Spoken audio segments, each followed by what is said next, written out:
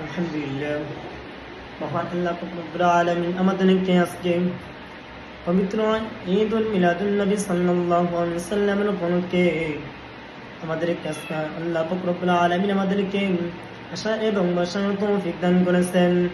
এই জন্য মহান আল্লাহ রব্বুল আলামিন দরবার থেকে অসংখ্য শুকর এবং আলহামদুলিল্লাহ।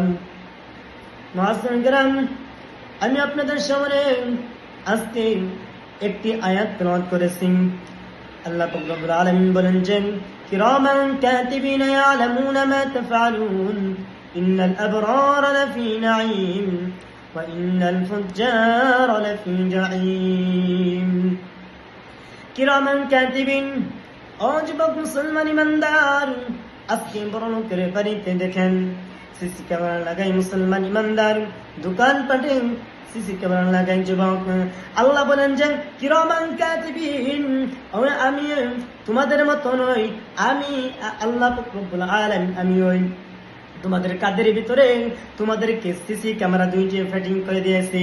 ও মুসলমান ইমানদার, কিরামান কাতিবিন দু ফেরেশতে ওয়াল ইনসাফ, এক নেকি লিখতে গেন।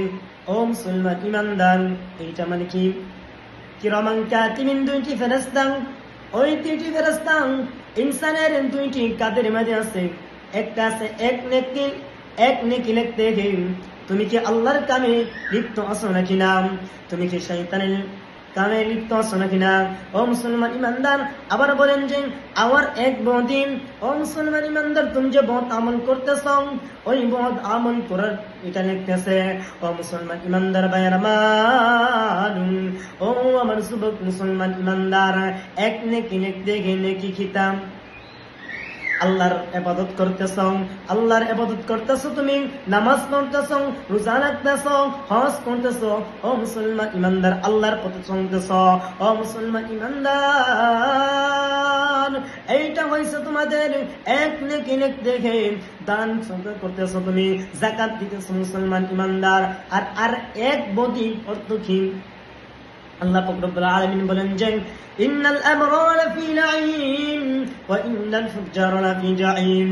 যে নেক আমল করবেন সে জান্নাতি, আর যে বদ আমল করবেন সে জাহান্নামী। এখন নেক আমল কি আর বদ আমল কি, আমরা এটাই চিনি না যুবক।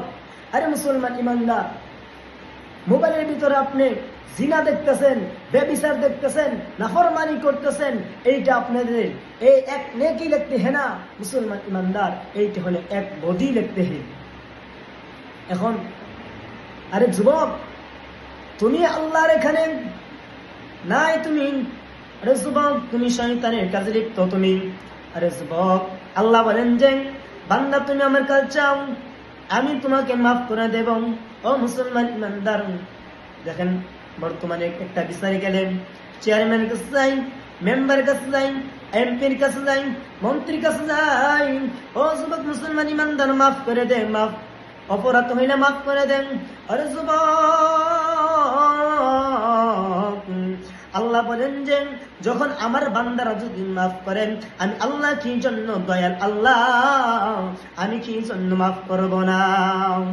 ও মুসলমান ইমানদার, আল্লাহ বলেন যে বান্দা তুমি আমার কাছে আসো, তুমি যতই নাফরমানি করো, তুমি যতই জিনা করো, তুমি ব্যভিচার করো যুবক, ওরে মুসলমান ইমানদার, তুমি বলতে পারো হুজুর আমি 80 বছর 90 বছর আমি গুনাহ করছি, আমার জন্ম হয়েছে 80 বছর হয়েছে, আমি গুনাহ করতে করতে শেষ, আমি কিভাবে আমি আল্লাহর কাছে মাফ চাইলাম, আল্লাহ মাফ করবেন? ও মুসলমান ইমানদার, আল্লাহ বলেন তুমি যতই গুনাহ করে থাকো, তুমি আমার কাছে চাও, তোমার 80 বছরের গুনাহ আমি আল্লাহ রব্বুল আলামিন 1 সেকেন্ডে মাফ করে দেব। ও মুসলমান ইমানদার ভাইয়ের আমার, ও আমার যুবক মুসলমান ইমানদার, আল্লাহ বলেন যে জান্নাতের ভিতরে এত শান্তি। ও মুসলমান ইমানদার,